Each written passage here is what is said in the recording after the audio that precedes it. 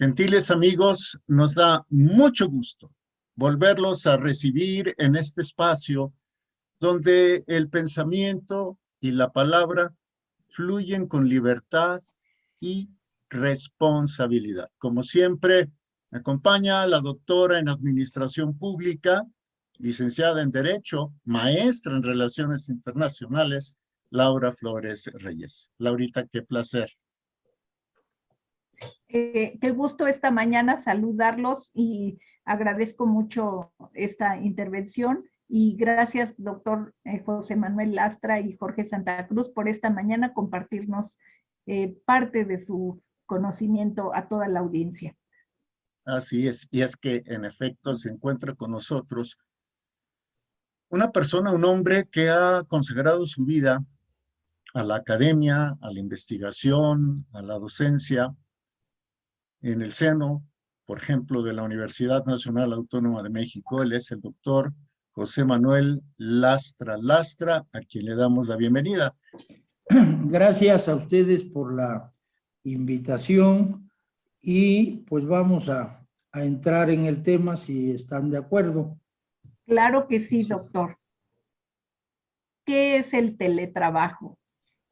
Bueno, es muy importante que precisemos el concepto porque es el problema de todo tema académico, de cualquier área del conocimiento. Primero tenemos que saber qué es algo para después poder hablar de ese tema. O sea, en cualquier investigación siempre el qué es, para qué sirve, cuáles son sus fines, cuál es su naturaleza, es algo muy importante para ubicar el tema. Pues el teletrabajo, si queremos ver hacia el pasado muy brevemente, pues el teletrabajo es también los orígenes antes de la existencia de la Revolución Industrial en Inglaterra por el 1760, pues las personas trabajaban en su domicilio y allí se hacían los bordados, se hacían muchas labores y salían pues el domingo de preferencia a los mercados, a las plazas públicas, a las ferias, a vender el producto.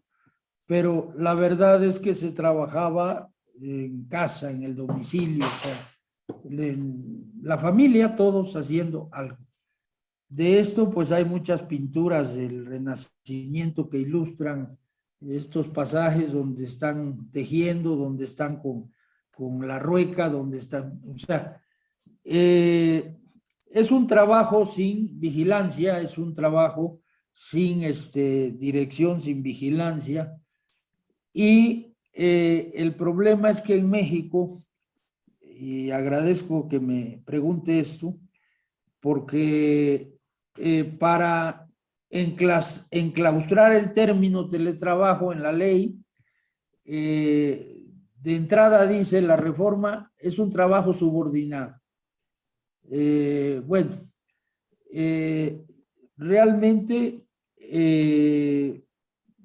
desde el punto de vista del derecho positivo nuestro, recordemos que seguimos en el modelo nosotros de que solo para las leyes laborales mexicanas, solamente el trabajo personal subordinado es el que existe. Esa es la única modalidad, vamos a decir, entre comillas, que existe en el trabajo.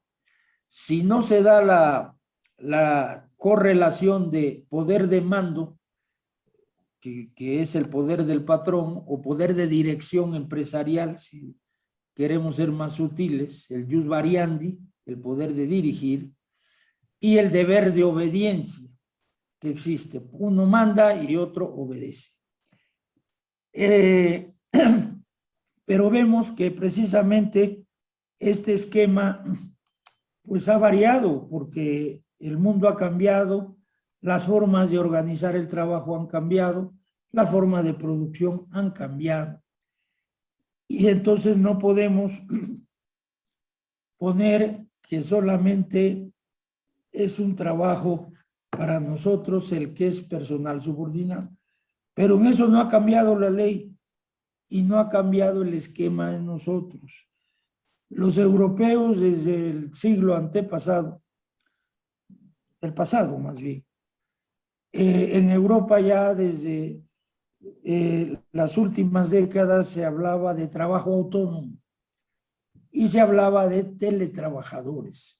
Si vemos la revista de hoy, nada más por curiosidad de fines del siglo que pasó, hay infinidad de artículos, de investigaciones que hablan del tema. Y se hablaba, recuerdo en algunas de ellas, que Europa tenía 30 millones, según hoy, de teletrabajadores. O sea, aquí, volviendo al medio nuestro, nunca se amplió la posibilidad de nuevas modalidades. O sea, el trabajo tiene modalidades. ¿Por qué? Porque se usan nuevas tecnologías, porque se organiza de otra manera y parece que este problema que nos tiene ocupados y preocupados, la pandemia del coronavirus, vino a poner el énfasis en la actividad que hoy conocemos ya de tiempo atrás, pero que se llama teletrabajo. Si vemos en el paisaje europeo el home office, el teleworking y una serie de figuras, o sea, esto ya se venía realizando en Europa, incluso ya dentro de la legislación de ellos, dentro de la legislación laboral.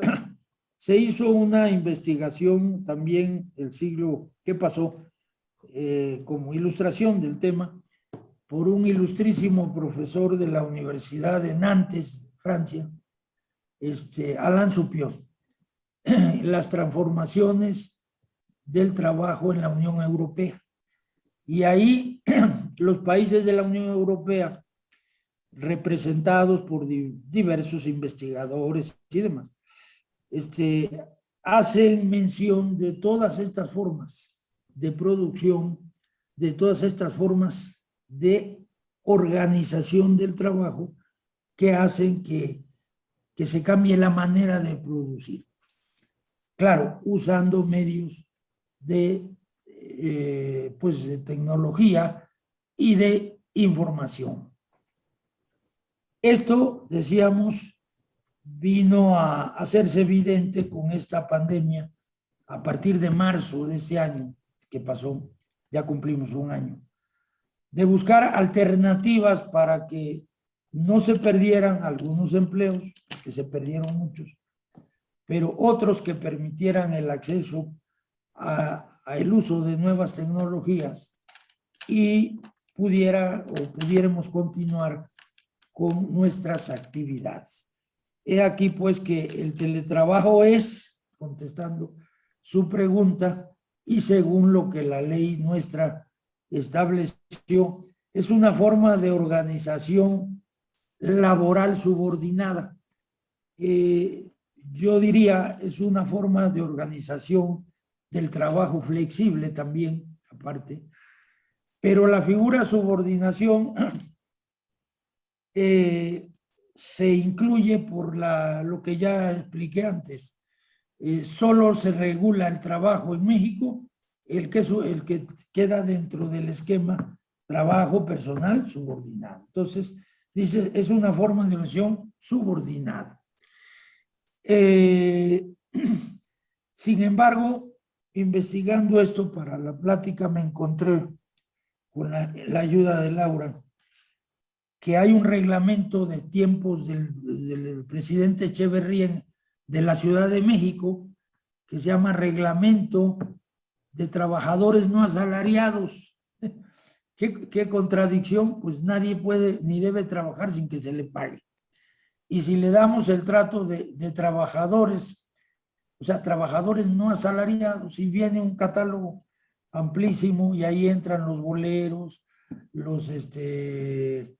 el comercio ambulante, o sea, un catálogo, como dato curioso, trabajadores no asalariados cuando la Constitución dice que nadie está obligado a trabajar y mucho menos sin que se le pague, porque también en alguna época se pensaba que el servicio social era gratuito.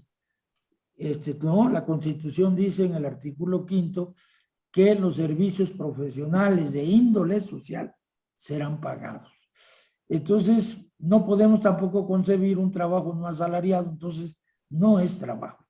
Como en México decir un trabajo no subordinado, pues estamos hablando de otra cosa, no de trabajo. Entonces, el concepto es que es una forma de organización laboral subordinada que consiste en el desempeño de actividades remuneradas, por eso estamos diciendo, decir que es un trabajo no asalariado, pues no es trabajo, en lugares distintos al establecimiento del patrón, en lugares distintos al establecimiento, por lo que no se requiere presencia física de la persona trabajadora en el centro de trabajo. Y claro, el concepto es el legal, el que está en el 330, y dice que primordialmente deben utilizarse las tecnologías de la información y comunicación para el contacto y mando entre la persona trabajadora y el patrón. Como ustedes ven, esto está pésimamente redactado. Hablando de nuestro idioma, gramaticalmente esto está hecho como se han hecho las cosas últimamente. Porque definitivamente aquí sobra mucho. Este concepto se podría decir con palabras, con menos palabras, nada más que las adecuadas, y siguiendo las ideas del maestro López Ruiz, que nos enseña a redactar, quedaría más claro, pero ese es el texto que se aprobó. El contacto y mando, dice, entre la persona trabajadora y el patrón. Recuerden ustedes que se habla en este tema de la conectividad,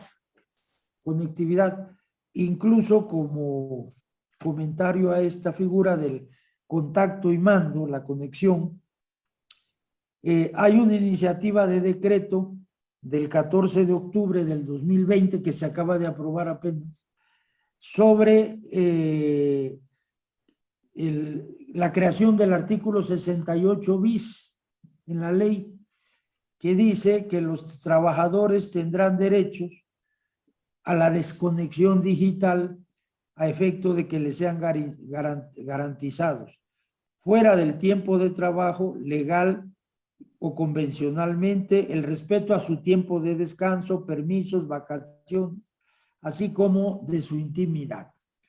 Esto ya se aprobó recientemente, hace 8 días, 15 días, y quedó como el 68 bis. Ustedes saben que cuando se hacen reformas así, se meten con calzador, valga la expresión, un artículo y se le pone bis, y se mete a la fuerza en el texto de la ley. Eso evidentemente no es una buena técnica legislativa, ¿no? Pero entonces vemos que es un trabajo pues a distancia, pero usando las nuevas tecnologías o las tecnologías de la información y de la comunicación. Y ese es el teletrabajo. Eso es. Doctor Lastra, ¿en qué porcentaje deben desarrollarse las relaciones laborales mediante el teletrabajo en el domicilio de la persona? Sí, pues volviendo otra vez a lo que la ley dispone, habla de un 40%, hasta un 40%. Entonces, allí viene pues otra vez el cuestionamiento. ¿Cómo lo vamos a determinar, a regular ese porcentaje? O sea, ¿quién lo ¿Quién lo cómo va a establecer para que sea evidente y no sea un 80, un 60, sí, o sea, ese es un problema, son imprecisiones que quedaron aquí en el texto y que definitivamente van a causar problemas en su interpretación. Pero dice que hasta 40%. Ese es Gracias, doctor. ¿Qué tipo de problemas podría causar esto? Sí, bueno, recordemos que esta modalidad del trabajo también tiene limitaciones en cuanto a jornadas, por decir, porque aunque es una nueva forma, pues, o nuevo tipo de trabajo, también queda enmarcado dentro de todos los parámetros de la ley. Quiero decir, no es un trabajo que se sustraiga de las condiciones que ya la ley y de los mínimos y los límites que la ley establece. El límite a la jornada, recordemos que cuando la jornada es continua, ese es un problema también. Hay actividades que son continuas, no se interrumpen. Entonces la ley dice, por allí en el 63 parece, que si es continua la jornada hay que dar media hora de reposo, por lo menos. ¿Por qué? Pues porque el trabajador necesita tener un momento de interrupción del trabajo para evitar luego accidentes o evitar riesgos, ¿no? Entonces hay trabajos, vamos a ver un trabajo a imaginarlo, los controladores aéreos. Hace unos días tuvimos aquí un problema de que todo como cuando se quiere ocultar, no se puede ocultar, pero que estuvieron a punto de chocar dos aviones al descenso para tomar la pista.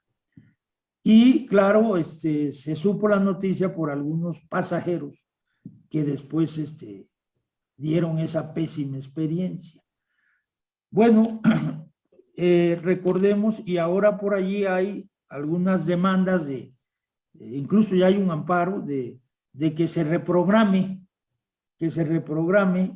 el control del espacio aéreo del Valle de México para efectos de evitar molestias, pues en zonas de la ciudad donde pasan los aviones todos los días y los vecinos están molestos. Bueno, el controlador aéreo está en una pantalla y pues no puede aguantar más de 4 horas. Claro, imagínense, está dando órdenes a los aviones desde que despegan hacia la Ciudad de México. A mí me decían que a 100 kilómetros de distancia ya tienen que entrar en contacto permanente, me decían los controladores. Tuve alguna vez un alumno aquí en la universidad que trabajaba en eso, y le dije, oiga compañero, invíteme un día para que yo vea cómo trabajan, no voy a hablar ni le voy a interrumpir, ahí voy a estar como invitado de piedra, pero me interesa. Y entonces fui yo y ahí estuve calladito viendo en esa gran pantalla. Entonces, cómo el trabajo tan importante y que tiene que ser con tal precisión, de otra manera los aviones se estrellarían, si no tuvieran altitud, toda la... es un trabajo que no se ve, que no vemos, pero que es un trabajo, es otro trabajo a distancia, que se hace de tiempo y que tiene una gran función. Entonces, definitivamente, este tipo de actividades no reguladas en nuestra ley siempre se han hecho de una manera u de otra. En materia de costura, ustedes saben que la costura en los conventos, por ejemplo, hoy en los claustros, muchos conventos de las diversas órdenes religiosas dan esos servicios. Dentro de los conventos, como de maquila diríamos, maquilar es transformar la materia prima. Entonces, sí, hacen uniformes, hacen hacen muchas y además de gran calidad el trabajo. Entonces, quiero decir, ese es un trabajo también que se hace a distancia. ¿Por qué? Porque ellos ya se les entregan los insumos, como dice la ley, se les entrega la herramienta, se les entrega todo para que puedan trabajar. Ellos ya saben qué van a hacer, cómo lo van a hacer y evidentemente lo entregan y se les paga un salario. Esto en México, decíamos, ya existía, pero estaba clandestinamente. Bueno, ahora ya hay una ley, esto es lo importante. Hay una ley, ¿y qué ventajas tiene? Bueno, pues que ya al teletrabajador pues se le va a dar seguridad social, que se le van a respetar los derechos que antes no. O sea, va a tener los derechos que tenemos todos, ¿no?, en esta modalidad. Definitivamente, yo he revisado este tema y he pensado mucho en él con ustedes. Y pienso que quedan muchos cabos sueltos. O sea, esto no va a resolver más que una parte del problema. Porque tenemos el famoso trabajo autónomo, que aquí le llamamos servicios profesionales, que lo sigue regulando el derecho civil, no la ley del trabajo. Y muchísimas personas están contratadas por honorario, decimos, que no es más que el contrato de prestación de servicios profesionales que está en el Código Civil. Es legal, está vigente, pero mucho se contrata así. Y lo peor es que surge otro fenómeno que le llaman los españoles pluricontractualidad. Un trabajador en México a veces tiene 3 o 4 contratos con la misma persona. No es ilegal eso, porque hay leyes de cada materia que permiten que se haga el ejemplo. Podemos tener a una persona contratada como teletrabajador, pero también le podemos dar un contrato por comisión mercantil sobre un porcentaje de las ventas. Y también le podemos dar un bono de productividad y se lo damos por la vía civil. 3 contratos, uno civil, uno mercantil y uno laboral. Y resulta que cuando ese trabajador se va a retirar de su vida productiva, va con el ISSSTE o con el CHISTE o con el IMSS, según la institución, y hace su trámite prejubilatorio, y entonces le sacan la cuenta y le dice, todo lo civil o mercantil no integra salario. ¿Cómo? Sí, ¿no? Esa es otra relación, pero a mí me pagaban, sí, pero por otros conceptos. Y entonces es el momento triste de la vida de una gente productiva que nunca se preocupó por ver esos efectos que produce una contratación así, y que de repente, cuando se quiere retirar, ve que no se puede retirar porque se va a retirar con el salario mínimo nomás. Lo demás no contó. Por eso a mí me parece también fraudulento que el fisco dice, hay que hacer un pago por honorarios asimilados a salarios. Momento. Una cosa son los salarios y otra son los honorarios. Bueno, Hacienda por cobrar lo hace así, porque a ellos lo que les importa es cobrar. Bueno, pero yo le preguntaría a Hacienda, bueno, ¿y esto va a repercutir laboralmente en mi...? Ah, no cuenta. Ah, entonces nada más para que tú cobres y esto a mí no me beneficia en nada, ¿verdad? Entonces, todo ese tipo de simulaciones y fraudes, la pluricontractualidad, etcétera, etcétera, es algo que no podemos detener hasta que no se regule el trabajo autónomo. Fíjense bien lo que les digo. El trabajo autónomo que existe, a pesar de que la ley no lo regule, existe. Los plomeros, los albañiles, los electricistas, o sea, mucho trabajo que se hace de esa manera. Y que claro, es un trabajo que se hace evidentemente, pues autónomo, no se hace bajo supervisión ni bajo dirección, sino el que ofrece el servicio va y lo hace y cobra sus honorarios y él fija sus honorarios. Claro, el trabajo autónomo tiene dentro de las diferencias todo ese tipo de cómo yo hago mi trabajo como sé hacerlo y fijo las condiciones. Yo trabajador autónomo.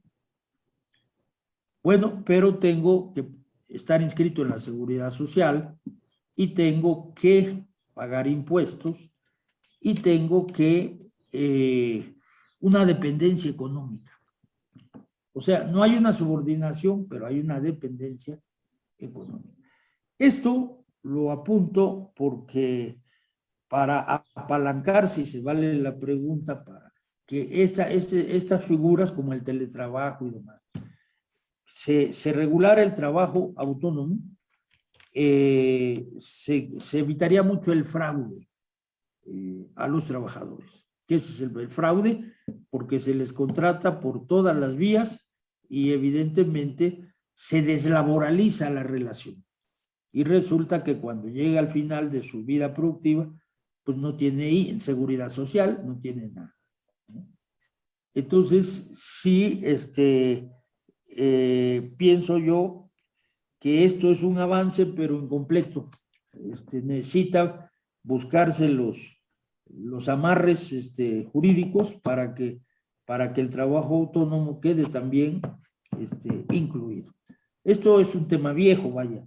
En Europa ya tienen 30 años o 40 que están, todos los países tienen, aparte del trabajo personal subordinado, tienen el trabajo autónomo reglamentado. Doctor, pues le queremos agradecer este conversatorio que nos ha compartido esta mañana. Todas las personas que tenemos la oportunidad de contar con un salario, un trabajo, le agradecemos porque abona claridad. A la luz de su conocimiento tenemos mayor claridad en esta reforma que por difusión no comprendemos y le agradecemos esta mañana haberse tomado este tiempo. La verdad tenemos muchas dudas con esa claridad y esperamos que en otra ocasión pues nos permita continuar con estos temas que son realmente de interés general, interés público, y le agradecemos, Jorge. Sí, Laurita, reiterar también mi gratitud y pedirle al doctor que en la medida de sus posibilidades pudiéramos darle continuidad a los temas, porque es una forma también de educar y de instruir a la sociedad, a nuestra sociedad. Entonces, doctor, pues el teletrabajo nos quedaron algunas cosas pendientes, por ejemplo, obligaciones, De los derechos patrones y de los trabajadores, de los patrones, la regulación del trabajo autónomo. Sabemos, doctor, que usted es una persona muy ocupada, pero créame, le agradeceremos los minutos que nos brinde, sobre todo porque serán para beneficio de nuestra sociedad. Cuando usted tenga bien, doctor.